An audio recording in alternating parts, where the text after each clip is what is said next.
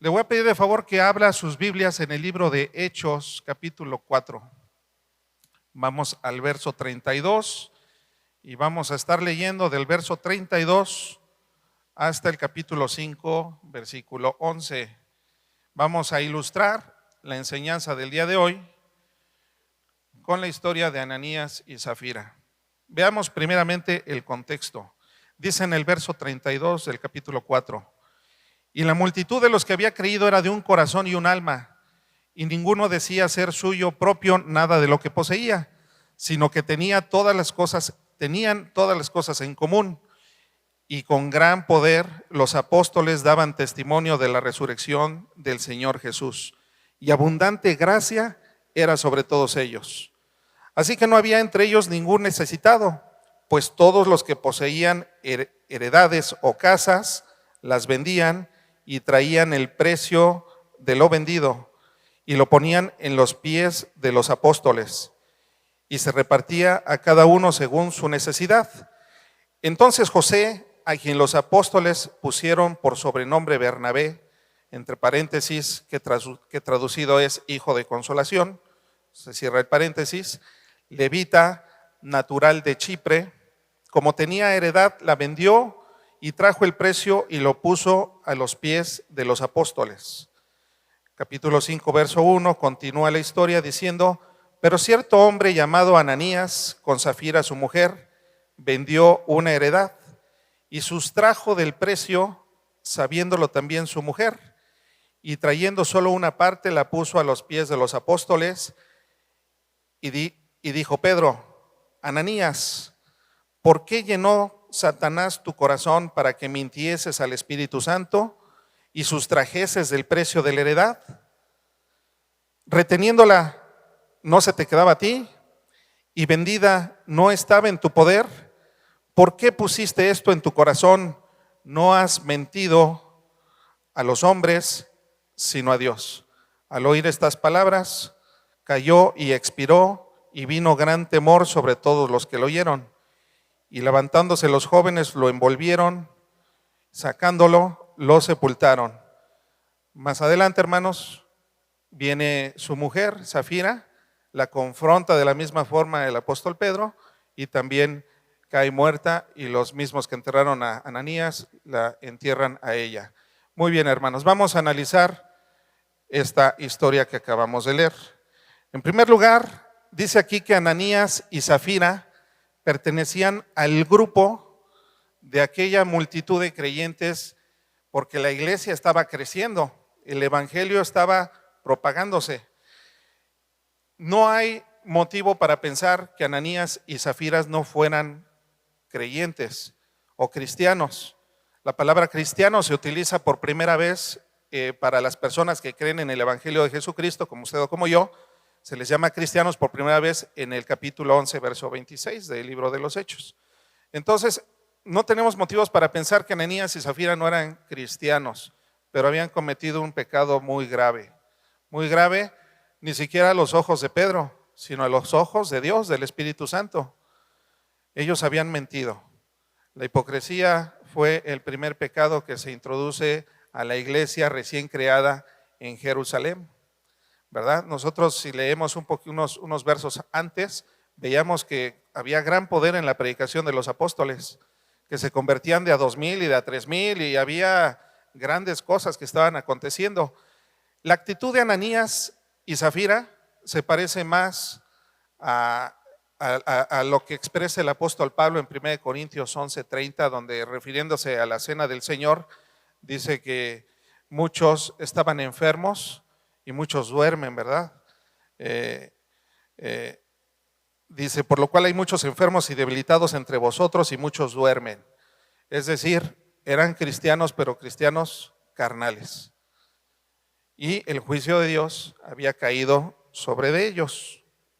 Bueno, Santiago, aquí vamos a encontrar un primer principio. Dice que la multitud de los que habían creído, en el verso 32, subraye usted, habían creído, era de un corazón y un alma. Había un amor genuino que amalgamaba a la iglesia, en Jerusalén, y tenían todas las cosas en común. subraye usted, todas las cosas las tenían en común.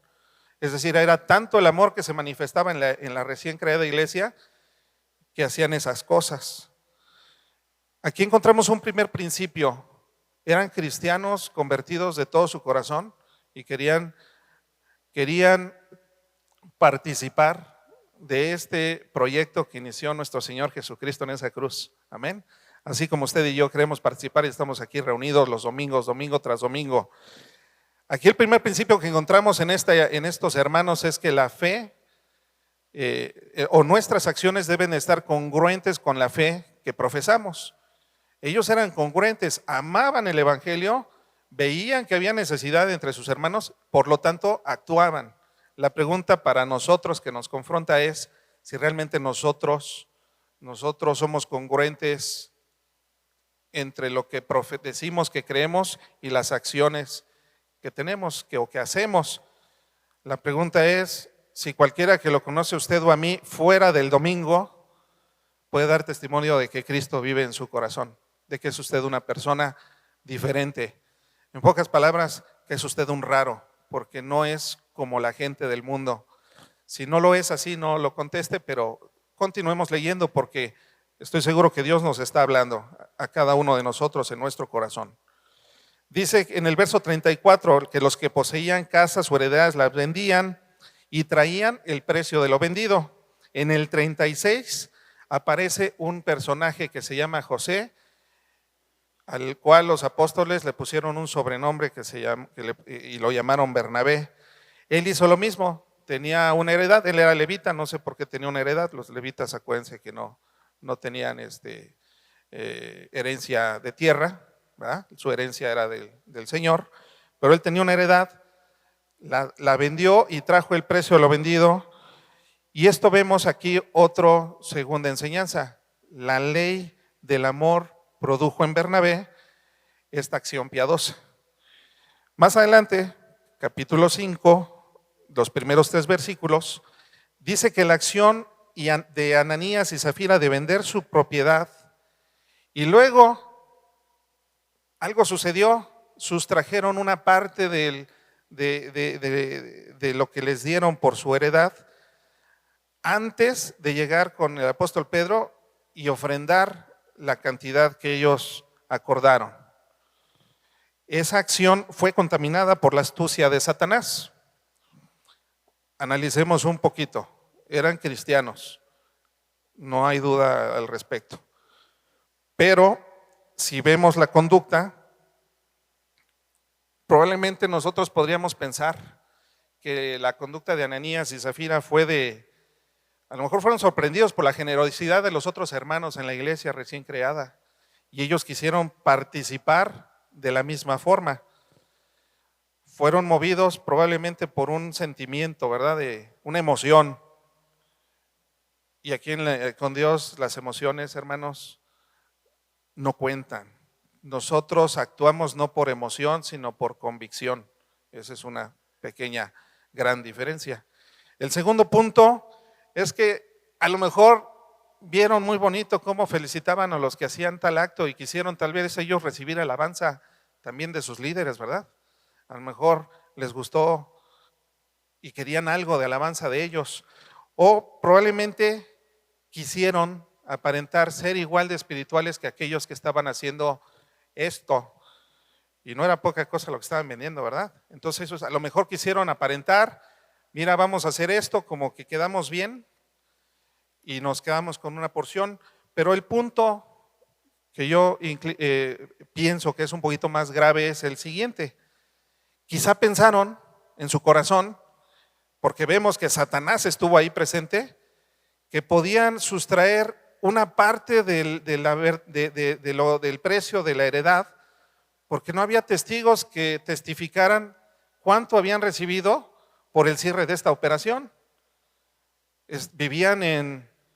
Fue una operación que no fue transparente, ¿verdad?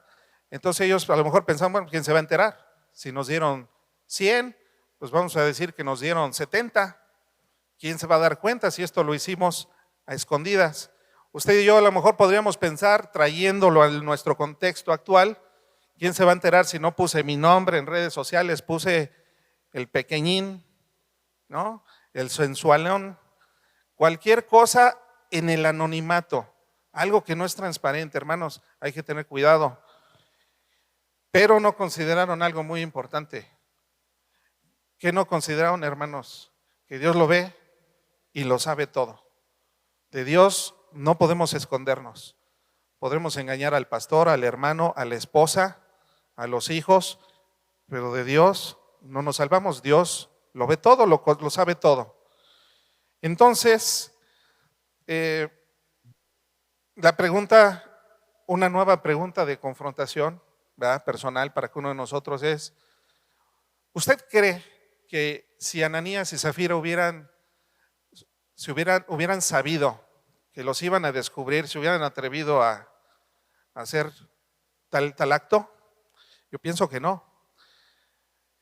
Pero cuando un cristiano, un verdadero cristiano, hace lo malo, el Señor te va a exhibir y el Señor te va a avergonzar. Eso es como, nos tiene que servir como para pensar 2 veces o 3 veces antes de hacer algo que sabemos que es incorrecto. Miren, hermanos, Satanás busca distorsionar, busca cambiar, minimizar, descontextualizar, desestimar, encubrir o poner en duda la palabra de Dios. Eso lo ha hecho desde el principio y es importante que usted y yo lo recordemos. Si no, vayámonos rápidamente a Génesis capítulo 3, verso 1. Satanás está siendo representado aquí por medio de una serpiente y dice: pero la serpiente era astuta más que todos los animales del campo. Y aquí voy a hacer un paréntesis. Hermanos, Satanás es un ser muy inteligente.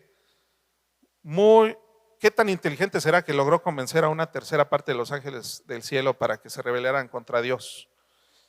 Satanás es más astuto que usted y que yo y nos va a dar la vuelta, hermanos. Necesitamos a Dios en nuestro corazón y en nuestra mente para no ser engañados.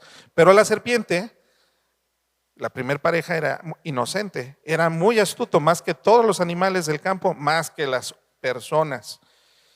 Dice, la cual dijo a la mujer: con que Dios os ha dicho, no comáis de todo árbol del huerto. En otras palabras, con que Dios te quiere matar de hambre. Yo lo pondría así en un reflejo actual, ¿no?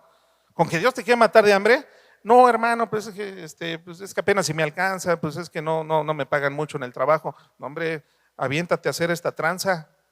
¿No sería algo parecido si lo traemos en el contexto? Aviéntate, pues Dios te quiere próspero, ¿no? Pues acepta soborno. Hay muchas cosas que vemos aquí escondidas, ¿no?, que es para nuestra enseñanza y nuestro conocimiento. Aquí Satanás descontextualizó por completo y cambió el sentido de las instrucciones de Dios, que no era eso. Dios dio una instrucción muy sencilla: de todo puedes comer, todo nos es lícito, pero no todo nos conviene. Amén. Bueno, hermanos, vamos a seguir avanzando en este estudio. Dice: quizá otra posibilidad de la actitud de Ananías y Zafira era que podían, a lo mejor Satanás sabía y los conocía, porque nos conoce a todos también, ¿verdad? Porque, no porque sea omnisciente, sino porque se esconde y nos observa. Pero a lo mejor conocía cuál era el punto débil de Ananías y Zafira, y a lo mejor era la avaricia. A lo mejor metió un pensamiento de avaricia: no, no des todo, quédate con una parte. Y aquí el Señor, palabras de nuestro Señor Jesucristo en Lucas 12, verso 15, nos dice: mirad y guardaos de toda avaricia, porque la vida del hombre no consiste en la abundancia de los bienes que posee. Palabras del Señor. Y después el apóstol Pablo en Colosenses 3, verso 5 nos dice: haced pues morir lo terrenal en vosotros, fornicación, impureza, pasiones desordenadas, malos deseos y avaricia, que es idolatría. Avaricia igual a idolatría. Nadie puede servir a dos señores. No podían quedar bien con Dios y quedar bien con su Dios al que ellos elevaron en ese momento, llamado dinero, ¿verdad? También Efesios 5:5 nos hace una exhortación similar, porque sabéis esto, que ningún fornicario o inmundo o avaro, que es idolatría, ahí ponga el signo de igual, avaro igual a idólatra, ¿verdad?, tiene herencia en el reino de Dios. Muy bien, continuemos analizando el origen del pecado de estos personajes que por algo nos lo dejó escrito para nosotros, ¿verdad? La palabra de Dios es para nosotros, la palabra revelada es para nosotros. Y dice en el verso 3, y dijo Pedro: Ananías, ¿por qué llenó Satanás tu corazón para que mintieses al Espíritu Santo y sustrajeses del precio de la heredad? Satanás le había llenado el corazón. Eso lo sabía Pedro porque se lo reveló el Espíritu Santo. Y luego, que lo incita, sabe por dónde no iba a poder resistir ese Ananías. Ananías, vemos un agravante más que expone el apóstol Pedro en el verso 4 del capítulo 5 de Hechos, que dice: reteniéndola no se te quedaba a ti, y vendida no estaba en tu poder. Es decir, ¿por qué hiciste esa tontería? Era tu casa y nadie te pidió que la vendieras. Ahora, dijiste, la voy a vender. Bueno, no tenías por qué traer el 100% a nosotros, ¿verdad? El problema fue que mintió. Él le dijo a los apóstoles: yo voy a vender mi heredad y les voy a traer todo lo que reciba de ella. Y no fue así. Pensó que podía engañarlos. Entonces aquí nosotros encontramos otro principio. Es mejor no prometer que prometer y no cumplir, ¿verdad? Bueno, pues aquí está. El apóstol Pedro le atribuye la responsabilidad completa ¿a quién? Ananías, y también a Zafira, que estuvo de acuerdo. Pero si fue Satanás quien lo incitó, pero la decisión de quién fue, solamente le presentó una alternativa Satanás solo le presentó una alternativa, pero la decisión de tomar esa alternativa fue de él. Entonces, Pedro no culpó a Satanás. Él es el acusador, él es el tentador, dice la palabra. La responsabilidad es de nosotros. Siempre que se presente una tentación a nuestras vidas, bueno, ahorita vamos a seguir avanzando, la decisión al final es nuestra. Y la salvación, hermanos, es personal. Es importante que usted y yo lo tengamos claro. Vayámonos al libro de Santiago, vamos al capítulo 1, versículo 15, del 13 al 15. Santiago 1, versos del 13 al 15. Dice así: cuando alguno es tentado, no diga que es tentado de parte de Dios, porque Dios no puede ser tentado por el mal, ni él tienta a nadie, sino que cada uno es tentado cuando de su propia concupiscencia es atraído y seducido. Entonces, la concupiscencia, después que ha concebido, da a luz el pecado, y el pecado, siendo consumado, da a luz la muerte. Analicemos esto que nos dice el Espíritu Santo.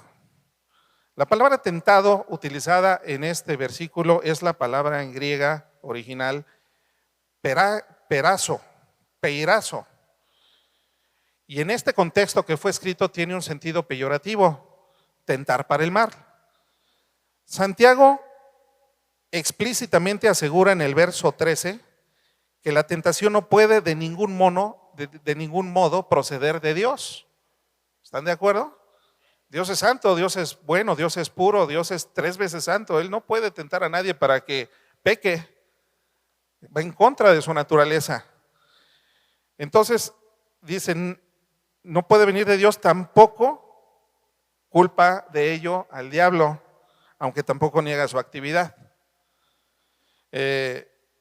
Nosotros vemos en el mismo libro de Santiago, en el capítulo 4, verso 7, dice: someteos pues a Dios, resistid al diablo y huirá de vosotros.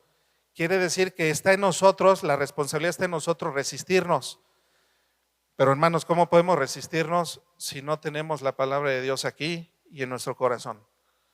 ¿Cómo podemos nosotros ganar esta batalla si no tenemos un compromiso como lo platicaba al inicio del sermón? Necesitamos un compromiso serio de parte del Señor, necesitamos oración, necesitamos lectura, discipulado, necesitamos estar constantemente alimentándonos porque es un ejercicio. Bueno, la palabra concupiscencia es la palabra en griega epitumía, con H entre la T y la U, epitumia, que significa codicia, lascivia, pasión, y todas estas son palabras negativas. Sino que, verso 14, sino cada uno es tentado cuando de su propia concupiscencia, de sus propias pasiones, es atraído y seducido. Aquí encontramos dos verbos, seducido, atraído y seducido. Estos son verbos que se usan normalmente en el deporte de la caza y de la pesca. La atracción es normalmente para sacar a la presa de su guarida. ¿Están de acuerdo? Y la seducción es el cebo que se utiliza para capturar a la presa. Primero te saca y luego te caza. Muerdes el anzuelo. Bueno, ¿quién lo hace? ¿El diablo? Hermanos, estamos hablando que lo hace, viene de nuestro corazón, son nuestras pasiones, lo que hay en nosotros. Aquí no podemos culpar al diablo. Sigamos avanzando. Entonces, la concupiscencia, verso 15, después que ha concebido, da a luz el pecado, y el pecado siendo consumado da a luz muerte. Un ejemplo está en Proverbios 6, 26. Porque a causa de la mujer ramera el hombre es reducido a un bocado de pan, y la mujer caza la preciosa alma del hombre o del varón. Analicemos ahora las consecuencias del pecado. En primer lugar, ya lo vimos en Santiago que el pecado siendo consumado da a luz la muerte. Entonces hay muerte prematura. En la historia de Ananías y Zafira vemos un juicio sumario que ejecutó el apóstol Pedro en contra de ellos. Sabemos que no fue Pedro sino el Espíritu Santo quien dio la instrucción, porque Pedro había recibido gracia, ¿verdad? Cristo había negado 3 veces antes a Jesús, pero no había venido el Espíritu Santo todavía hacia la iglesia. Yo creo que si hubiera sido de Pedro, él hubiera tenido un poquito de más misericordia, pero esto definitivamente fue un juicio de Dios sobre estas personas. Dice en el libro de Hechos, capítulo 5, verso 11, que vino un gran temor sobre toda la iglesia y todos los que oyeron estas cosas. Entonces eso nos deja también otro principio. Dios es amor, Dios es bueno, pero también es un Dios que debe producir en nosotros un temor reverente, ¿verdad? Para no faltarle, porque Dios nos puede castigar. Muy bien, hermanos. Entonces nosotros encontramos, todos los que amamos a Jesucristo estamos constantemente tentados, no por Dios, sino por nuestras pasiones. Es una batalla con nuestra carne, con nuestra naturaleza caída. Tenemos 2 enemigos, nuestra concupiscencia, nuestras pasiones, nuestra carne que siempre tiende a hacer las cosas mal, y también Efesios 6:12 nos dice que porque no tenemos lucha contra carne, contra sangre y carne, sino contra principados, contra potestades, contra los gobernadores de las tinieblas de este siglo, contra huestes espirituales de maldad en regiones celestes. Nosotros vemos entonces cuando un cristiano peca o llega a pecar, es por alguno de estos 2 motivos. O fue seducido por Satanás, o fue seducido por su propia concupiscencia, su propia carnalidad. Y nosotros como cristianos y siervos de nuestro Señor Jesucristo debemos estar constantemente en esa lucha, en esa pelea, no para justificarnos, sino para alcanzar lo que comentábamos al principio, una santidad que siempre sea hacia arriba. Hay hermanos que tienen muchos años en Cristo y siguen siendo carnales. Y el apóstol Pablo también los recriminó y también los invitó a que se esforzaran, ¿verdad? Debiendo ya ser maduros, o si es necesario que se les dé leche, ¿verdad? Como recién nacidos, que se les trate como recién nacidos. Si usted es una persona que recién llegó a Cristo, entonces necesita alimentarse bien, empezar a discipularse, a venir los estudios. Es bueno que nos congreguemos físicamente, que nos saludemos, ¿ah? Que hagamos compañerismo y amistad. Eso es bueno delante de Dios. Y para ir cerrando, a mí me gustaría que alguien me acompañara en el teclado, si es posible, porque también vimos que Dios debe ser amado no solamente por su gran misericordia, sino también, como dice en Colosenses 3:25, por su justicia. Mas el que hace justicia recibirá injusticia, mas el que hace injusticia recibirá injusticia que hiciere, porque no hay acepción de personas. Aquí Dios no va a dar por justo a alguien que haya sido culpable. Es necesario, pues, que tengamos ese temor reverente de saber que Dios conoce la intención de nuestro corazón y nuestros planes. Que puedes ponerle 20 passwords a tu celular, pero un verdadero cristiano, la contraseña la tiene no solamente su esposa, sino toda su familia. Debe tener por seguridad, ¿verdad? Porque se nos pierde el teléfono, pero no debe ser secreta para al menos para tu esposa, para tu esposo, no debe ser secreto, ¿verdad? Un verdadero cristiano es un cristiano que pone su nombre y su fotografía y no pone ahí un nickname o ¿cómo se les llama? Algún alias. Un verdadero cristiano es aquel que da testimonio que es hijo de Dios. Un verdadero cristiano se le nota antes de que él diga que es cristiano, se debe notar que era diferente. Un verdadero cristiano se equivoca, claro que se equivoca, porque es una lucha constante, pero sus errores van siendo cada vez más victorias ganadas, más victorias y menos pérdidas, ¿eh? Cada vez son más los que ganas que las que pierdes. Cada vez te tardas en irritarte más, cada vez te tardas en hacer las cosas más. Vas a seguir cayendo, pero Dios nos dio armas para defendernos, hermanos. Esa es la buena noticia. Fíjese estas bellas palabras escritas en 1 de Juan 2:1. Hijitos míos, estas cosas os escribo para que no pequéis. Y si alguno hubiere pecado, abogado tenemos para con el Padre, a Jesucristo el justo. 1 de Juan 1:9 nos dice que si confesamos nuestros pecados, Él es fiel y justo para perdonarnos y limpiarnos de toda maldad. Hebreos 4:15, porque no tenemos un sumo sacerdote que no pueda compadecerse de nuestra debilidad, sino a uno que fue tentado en todo conforme a nuestra semejanza, pero sin pecado. Él es Jesucristo, Él es nuestro Salvador. Él es al que le debemos honrar. Él es digno de recibir este sacrificio de nosotros, de rendirnos, de renunciar a nuestro yo y ser cada vez más como Él. Esa es la voluntad de Dios para su iglesia. Acompáñenme en una oración, hermanos. Vamos a inclinar nuestros rostros y vamos a decirle: Señor, me arrepiento por no tener un crecimiento espiritual como debería, por llevar tantos años viniendo los domingos y no ser capaz de levantarme a dar una palabra de aliento, un consejo sabio, a no tener en mi mente memorizados ningún versículo. Me arrepiento porque me tropiezo a cada rato y yo sé que soy cristiano, porque tu espíritu me da testimonio a mi espíritu que soy cristiano, pero necesito de tu fuerza, Señor. Necesito que me perdones, necesito que me ayudes a madurar, a que ya no tenga pretextos cuando me equivoque, a tener un arrepentimiento